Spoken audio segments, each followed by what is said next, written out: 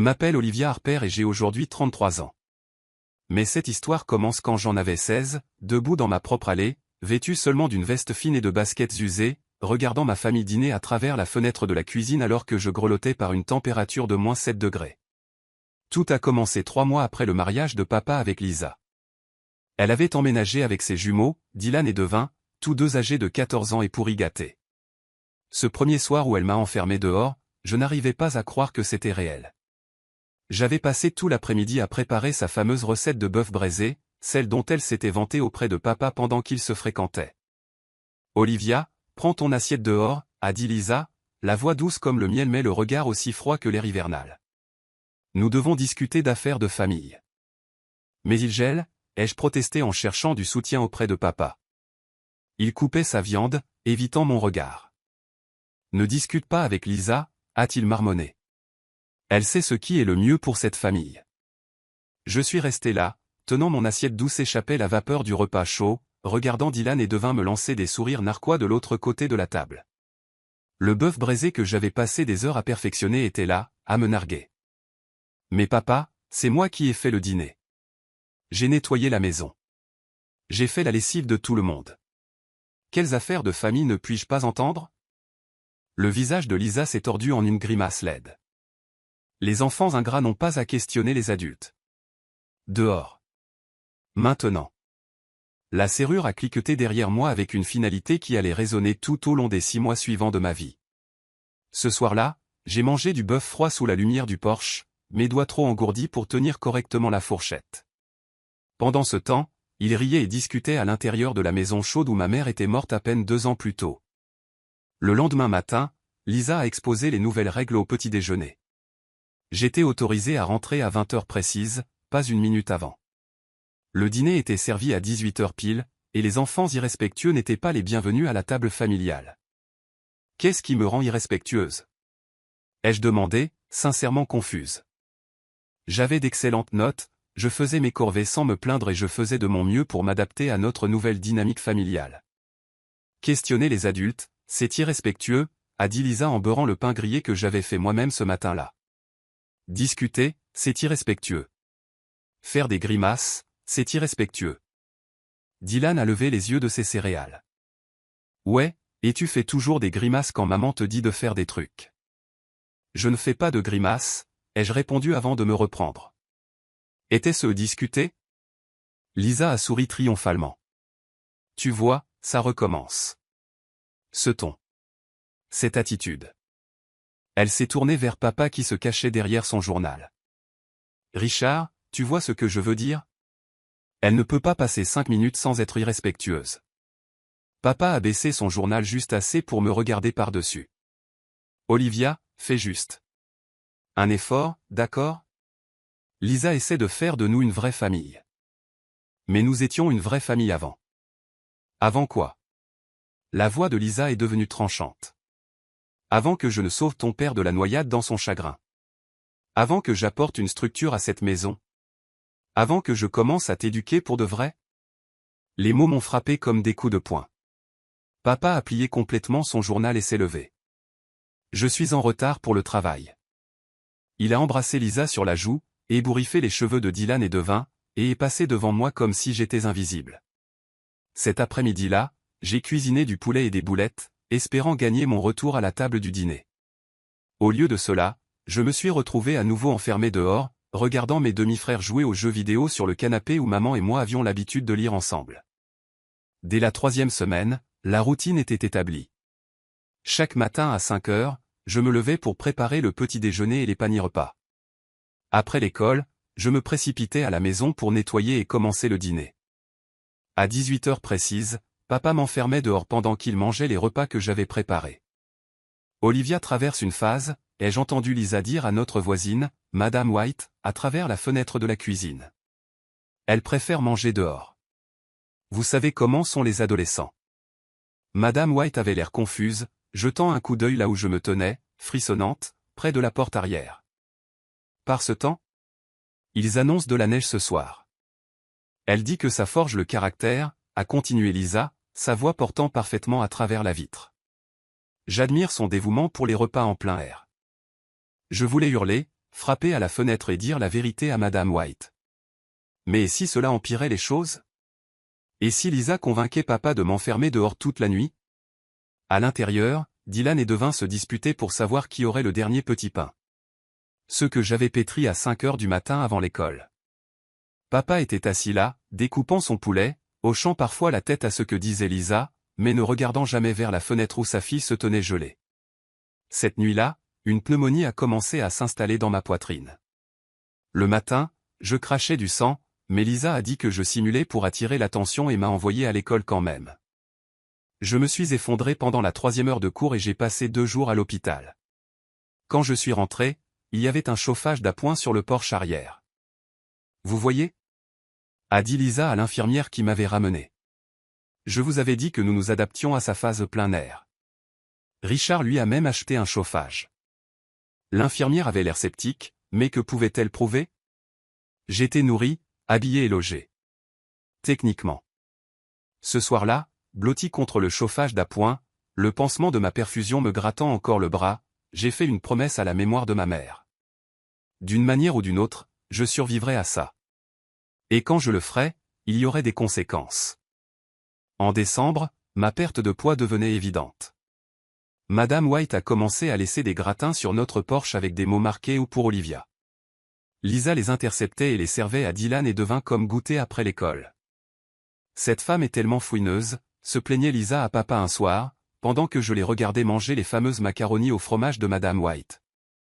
Olivia est en parfaite santé. Elle est juste naturellement mince. J'avais perdu plus de 10 kilos en 3 mois. Mes jeans flottaient et mes vêtements d'école donnaient l'impression que je jouais à me déguiser avec la garde-robe de quelqu'un d'autre. Mais chaque fois que les professeurs demandaient si tout allait bien à la maison, je souriais et disais oui. Que se passerait-il si l'État s'en mêlait? Séparerait-il notre famille? Papa choisirait-il Lisa plutôt que moi? Le pire n'était pas le froid ou la faim. C'était l'isolement. Regarder à travers les fenêtres pendant qu'il riait devant des films, jouer à des jeux de société et avait des conversations dont je ne faisais pas partie. Voir papa aider Dylan avec ses devoirs à la table de cuisine où il m'aidait autrefois. Entendre Lisa lire des histoires à des garçons qui avaient pratiquement mon âge, pendant que j'étais assise dehors à faire mes propres devoirs sous la lumière du porche. Un soir, j'ai entendu papa au téléphone avec grand-mère Carole, la mère de ma maman. Elle vivait à 3 états de là et appelait toutes les quelques semaines pour prendre de mes nouvelles. Olivia? Oh, elle s'épanouit, disait papa, le dos tourné à la fenêtre où j'étais assise, gelée sur les marches. Lisa lui fait tellement de bien. Elle lui a vraiment donné une structure et de la discipline. Je peux lui parler? La voix de grand-mère Carole était métallique à travers le haut-parleur. Elle est, chez une amie. Pour étudier. Tu sais à quel point elle est dévouée à l'école.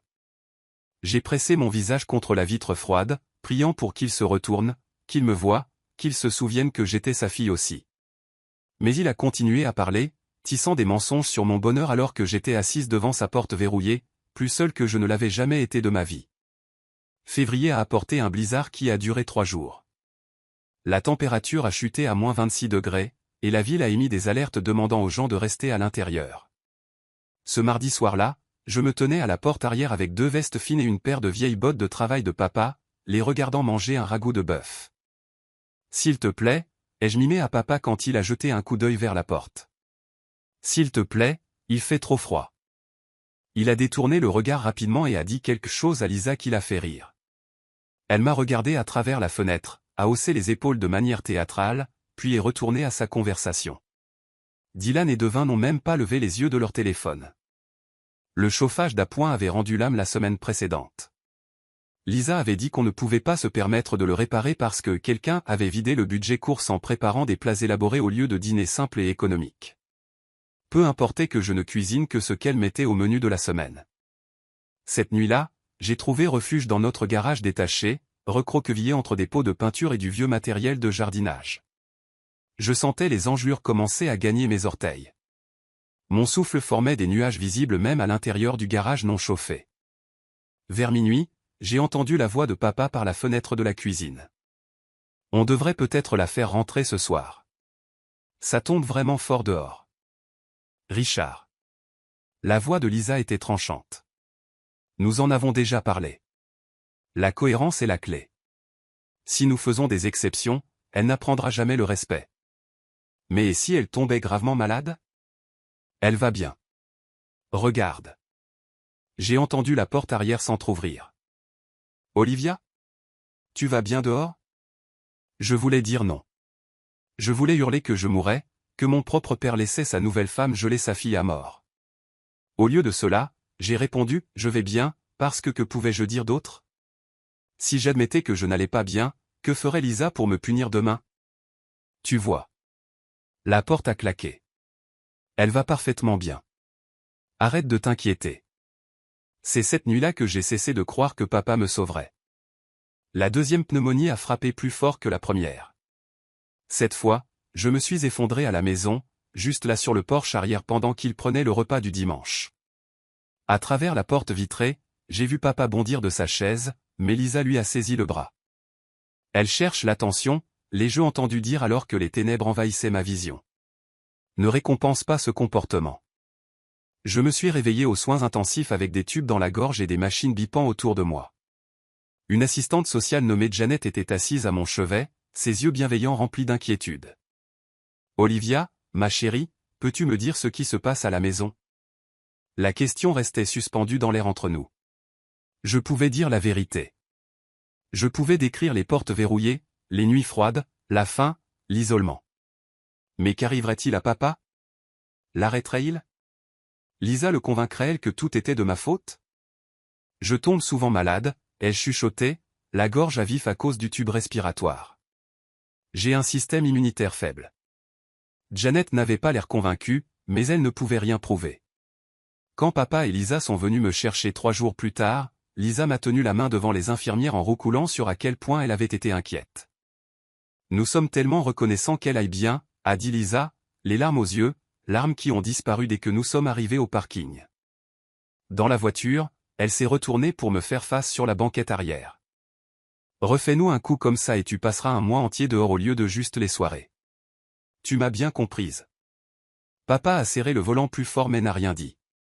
Ce soir-là, de retour sur le porche avec une nouvelle boîte d'antibiotiques que je n'étais pas sûr que Lisa me laisserait prendre régulièrement, j'ai pris une décision. Je survivrai. J'obtiendrai mon diplôme. J'irai à l'université. Et ensuite, d'une manière ou d'une autre, je m'assurerai que cela n'arrive plus jamais à personne. Le printemps a apporté un temps plus chaud et une découverte choquante.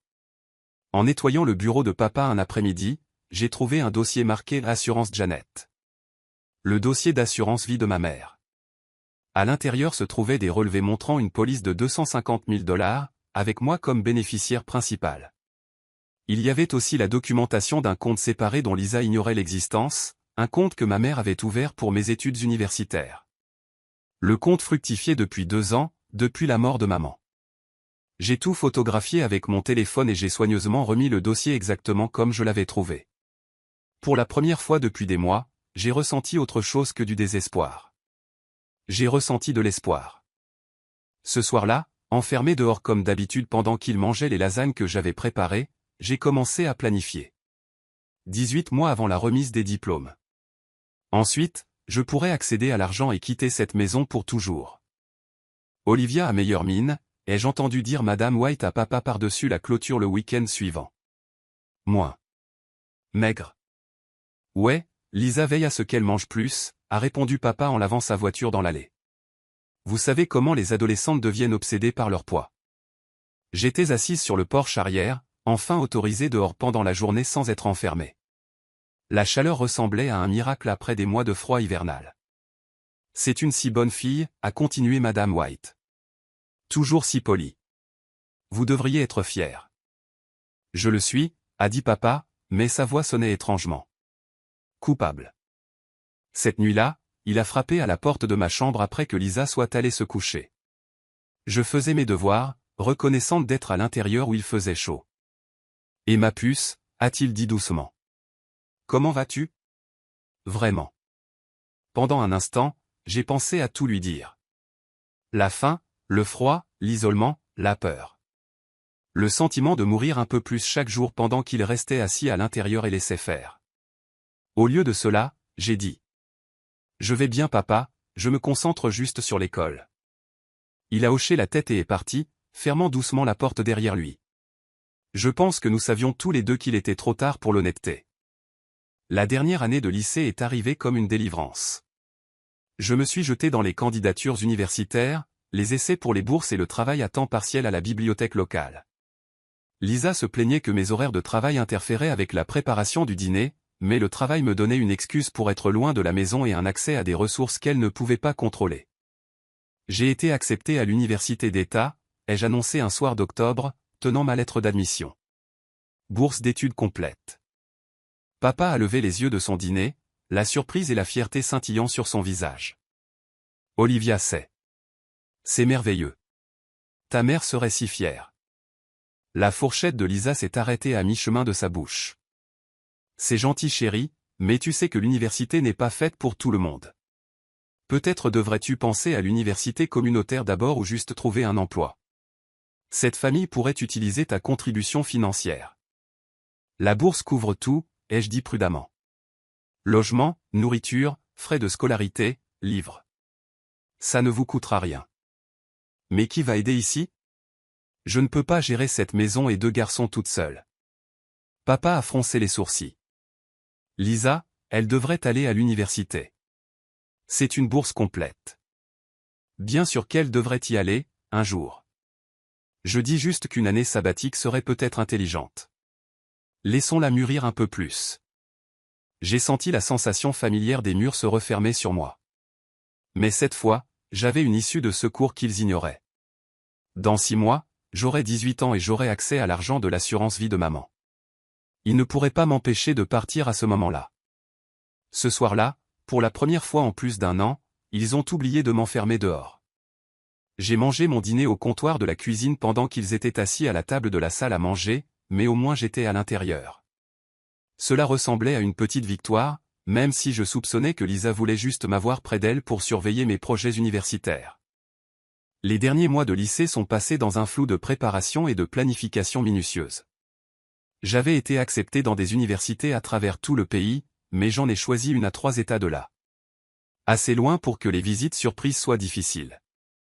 Assez proche pour que papa puisse me joindre s'il le décidait un jour. Lisa est devenue de plus en plus possessive à l'approche de la remise des diplômes. Elle surveillait mon courrier, questionnait mes heures à la bibliothèque et faisait des demandes de plus en plus élaborées sur mon temps. J'ai besoin que tu nettoies le sous-sol à fond ce week-end, a-t-elle annoncé un vendredi, et que tu organises toutes les décorations de vacances et peignes la salle de bain des invités. Je dois travailler sur mon discours de major de promotion, ai-je dit, et je travaille à la bibliothèque demain. Son visage est devenu rouge. Ton discours peut attendre. Cette famille passe en premier. Démissionne de ce travail. Je ne peux pas démissionner. J'ai besoin de la référence pour les dossiers universitaires. Tu n'as pas besoin de l'université pour être une bonne épouse et mère un jour. Regarde-moi, j'ai créé un foyer magnifique sans aucun diplôme prétentieux. Papa a bougé, mal à l'aise sur sa chaise. Lisa, elle est major de promotion. Bien sûr qu'elle doit aller à l'université. Très bien, a claqué Lisa. Mais elle ne partira pas loin.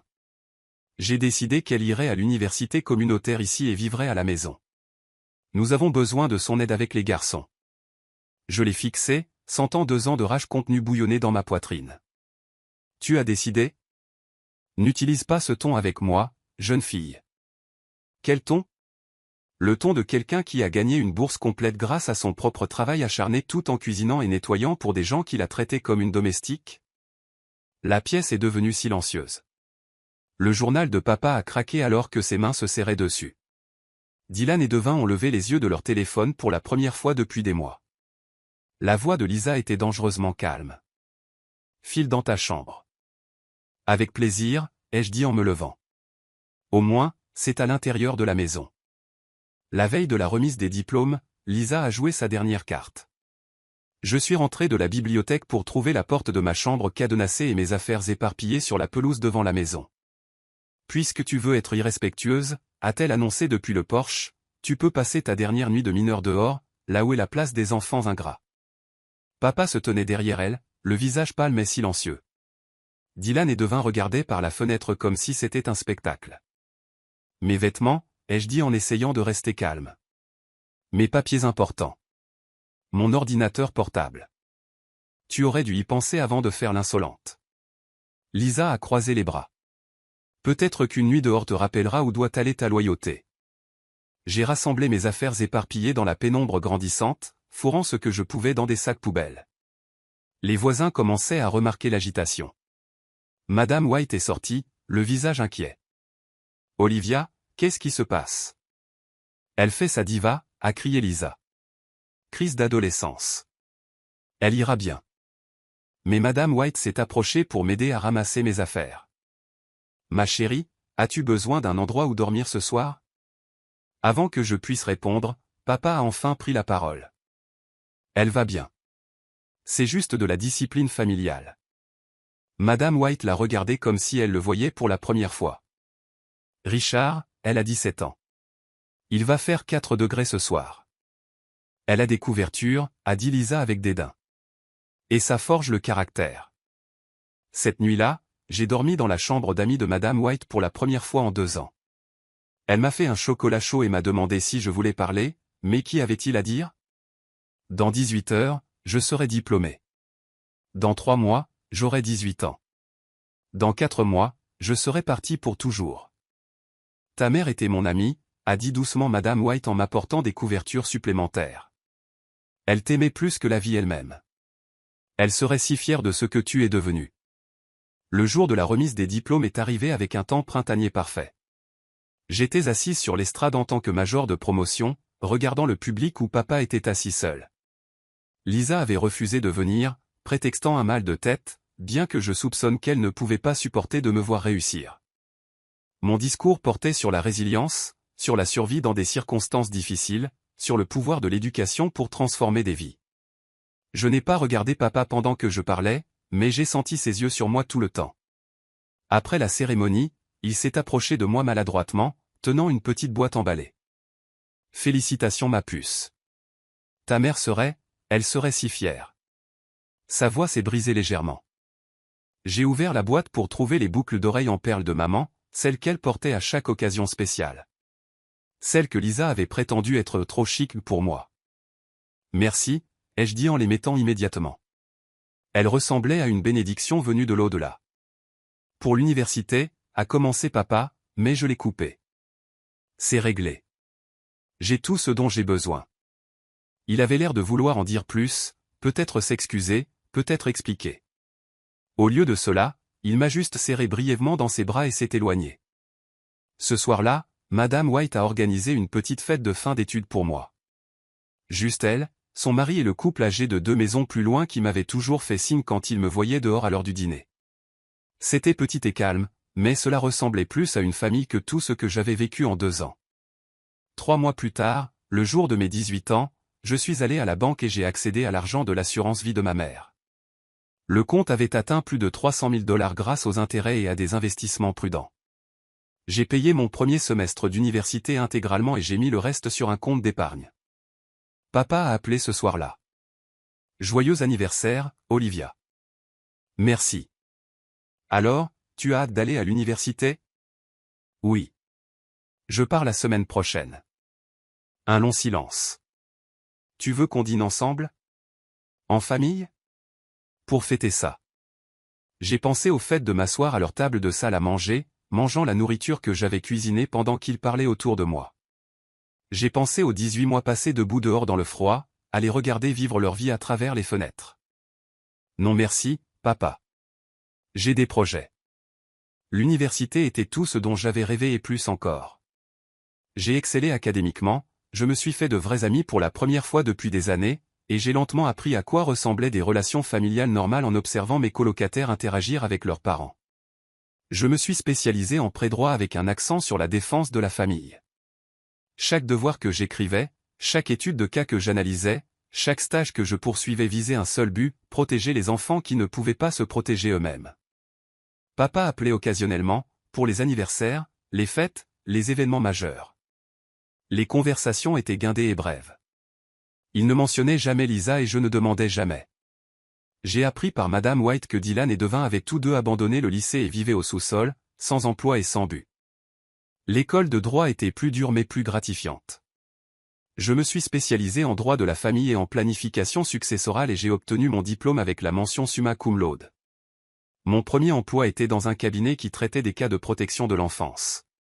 En 5 ans, je suis devenu associé. En 10 ans, j'avais ouvert mon propre cabinet. J'ai acheté une maison. Un vrai foyer avec une grande table de cuisine où j'organisais des dîners pour mes amis et collègues. Je m'assurais qu'il fasse toujours chaud à l'intérieur et je n'enfermais jamais personne dehors. L'appel est arrivé un mardi soir de mars. Je passais en revue des dossiers quand mon téléphone a sonné avec un numéro que je reconnaissais mais dont je n'avais pas eu de nouvelles depuis 3 ans. Olivia? C'est papa. Sa voix était différente. Brisée. Désespérée. J'ai besoin d'aide. Lisa m'a quitté. Elle a tout pris. La maison? La maison de ta mère. Ils vont la saisir. Je n'ai nulle part où aller. J'ai posé mon stylo et j'ai attendu. Je sais que je n'ai pas été. Je sais que les choses étaient compliquées quand tu étais plus jeune. Mais tu es ma fille. Tu es tout ce qu'il me reste. Où est Lisa? Ai-je demandé, la voix stable. Partie. Elle s'est enfuie avec son coach sportif. Elle a vidé toutes les cartes de crédit d'abord. Elle m'a laissé sans rien. Et Dylan et Devin? Ils sont partis avec elle. Ils ont dit que j'étais un raté. Il a ri amèrement. J'imagine qu'ils ont appris la loyauté de leur mère. J'ai laissé le silence s'étirer entre nous, me souvenant de tous les dîners que j'avais cuisinés et que je n'avais pas pu manger. De toutes les nuits où j'avais frissonné pendant qu'il restait au chaud à l'intérieur. De toutes les fois où il avait choisi les mensonges de Lisa plutôt que la vérité de sa fille. Olivia? Tu es là? Je suis là, papa. Peux-tu m'aider? S'il te plaît? Je vis dans ma voiture. J'ai perdu mon emploi il y a 6 mois et Lisa gérait toutes les finances. Je ne savais pas à quel point c'était grave jusqu'à ce qu'elle parte. J'ai rencontré papa dans un café le lendemain. Il paraissait plus vieux que ses 58 ans, les cheveux complètement gris, les vêtements froissés et tachés. Il s'est assis en face de moi avec un espoir désespéré dans les yeux. Les mêmes yeux qui avaient détourné le regard quand je suppliais de rentrer à l'intérieur. Merci d'être venu, a-t-il dit en tendant la main à travers la table comme pour toucher la mienne. J'ai déplacé la mienne sur mes genoux. Parle-moi de la maison, ai-je dit. Ils réclament 60 000 $ d'arriérés sinon ils saisissent le mois prochain. Je pensais que peut-être, si tu pouvais me prêter l'argent, je pourrais me remettre sur pied. J'ai ouvert ma mallette et j'ai sorti un dossier que j'avais préparé la veille. Papa, je dois te montrer quelque chose. Son visage s'est illuminé. Un accord de prêt? Olivia, merci, je savais que tu. Ce n'est pas un accord de prêt. J'ai fait glisser les papiers sur la table. C'est un document montrant que le testament de maman nous a légué la maison à tous les deux. Propriété à 50-50. Il a froncé les sourcils, confus. Mais Lisa a dit. Lisa a menti. Sur beaucoup de choses. J'ai sorti d'autres documents. J'ai calculé 18 ans de loyer sur ma moitié de la maison. À la valeur marchande, tu me dois environ 180 000 $ d'arriérés. La couleur a quitté son visage. Olivia, je ne peux pas. Je n'ai pas. Je sais. C'est pourquoi je suis prête à te faire une offre. J'ai fait glisser un dernier document sur la table. Cède-moi ta moitié de la maison et je considérerai ta dette comme payée. Mais alors je n'aurai plus rien. Nulle part où aller. Je l'ai regardé assis là, comprenant enfin ce que ça faisait d'être impuissant, d'être à la merci de quelqu'un d'autre, de n'avoir nulle part où aller au chaud quand le froid s'installe. Tu sais papa, pendant 6 mois quand j'avais 16 ans, je n'avais nulle part où aller au chaud non plus. Chaque soir, je restais debout devant notre maison. La maison de maman. Suppliant qu'on me laisse entrer pendant que toi et ta nouvelle famille mangiez à la table où maman avait l'habitude de me lire des histoires le soir. Ses yeux se sont remplis de larmes. Olivia, je... Non. Ma voix était ferme, professionnelle. Tu as fait ton choix à l'époque. Je fais le mien maintenant. Je me suis levé, laissant les papiers sur la table. Tu as 24 heures pour décider. Signe les papiers où je demande le partage judiciaire et la vente forcée. De toute façon, tu ne peux plus rester dans la maison de ma mère. Il a appelé le lendemain et a signé. J'ai vendu la maison à un jeune couple avec 2 filles. Avant de remettre les clés, je l'ai parcouru une dernière fois, me souvenant de maman faisant des crêpes dans la cuisine, me lisant des histoires dans le salon, me bordant dans la chambre qui était devenue ma prison. Papa a emménagé chez son frère à 2 états de là. Je lui envoie une carte de Noël chaque année sans adresse de retour. Il ne répond jamais, mais je sais qu'il les reçoit parce que Madame White me dit que son frère les mentionne. Parfois, les gens me demandent si je me sens coupable de ce que j'ai fait à mon père. Je leur dis ceci, j'ai passé 18 mois à apprendre qu'un foyer n'est pas juste un bâtiment avec des murs et un toit. Le foyer, c'est là où les gens se soucient de savoir si vous avez froid, où ils vous gardent une place à table, où ils choisissent votre bien-être plutôt que leur confort. Papa a choisi Lisa plutôt que sa fille. J'ai simplement choisi ma propre personne plutôt que son confort. Et pour la première fois de ma vie, j'avais enfin chaud. Verdict final, héroïne ou méchante? Est-ce qu'Olivia a fait ce que nous souhaitons tous pouvoir faire ou est-elle allée trop loin alors qu'elle aurait dû tenter la diplomatie? J'ai besoin de lire vos avis dans les commentaires. Et si les histoires de personnes qui se font enfin passer en priorité vous passionnent, abonnez-vous et activez la cloche de notification, parce que ce n'est que le début.